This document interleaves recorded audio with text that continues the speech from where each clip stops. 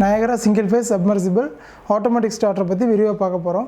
இது எப்படி வந்து இன்ஸ்டால் பண்ணுறது, அது போக இதில் என்னென்ன டவுட்ஸ் வரும், இதில் என்ன ப்ராப்ளம் வந்தால் நம்ம எப்படி வந்து சமாளிக்கிறது, இதை பற்றி நான் கொஞ்சம் விரிவாக எக்ஸ்பிளைன் பண்ணுறேன்.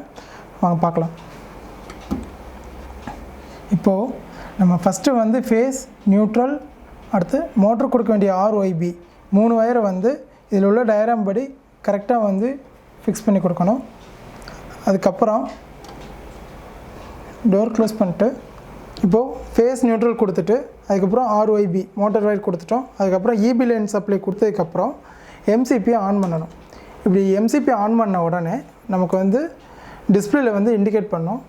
டிஸ்பிளேயில் இன்கமிங் வோல்டேஜ் வர்ற வோல்டேஜ் எவ்வளோ, என்ன பொசிஷனில் இருக்குது, MAN மேனுவல் அப்படிங்கிற பொசிஷனில் இருக்குது. அதுபோக இதில் வோல்ட்டு ஆம்ப்பு இந்த லைட் மட்டும் இண்டிகேட் பண்ணிகிட்ருக்கோம் மேனுவல் பொசிஷனில் இருக்கும்போது. அதுபோக இதில் எக்ஸ்ட்ரா வந்து என்னென்ன ஃபங்க்ஷன்னால மோட்டர் ஆஃப் ஆகிருக்குது அப்படிங்கிறத வந்து இண்டிகேட் பண்ணுற மாதிரி சில இண்டிகேஷன் கொடுத்துருக்குறாங்க.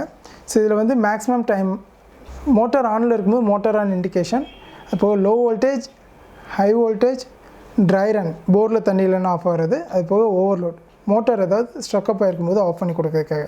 இந்த மாதிரி எந்த ஃபங்க்ஷனுக்காக மோட்டார் வந்து ஆஃப் ஆகிருக்குதோ அந்த ரீசனை வந்து இதில் வந்து இண்டிகேட் பண்ணி நம்ம காட்டிடும். எதனால் மோட்டார் ஆஃப் ஆகிருக்குன்னு சொல்லி இண்டிகேட் பண்ணி காட்டிடும். அதுக்கு அடுத்து வந்து நம்ம ஸ்டார்ட் பண்ணுறதுக்கு இப்போ ரெடியாக இருக்குது. வோல்ட் ஆம்ப் அந்த லைட் மட்டும் எரியுது. ஸ்டார்ட் பண்ணுறதுக்கு இப்போ ரெடியாக இருக்குது.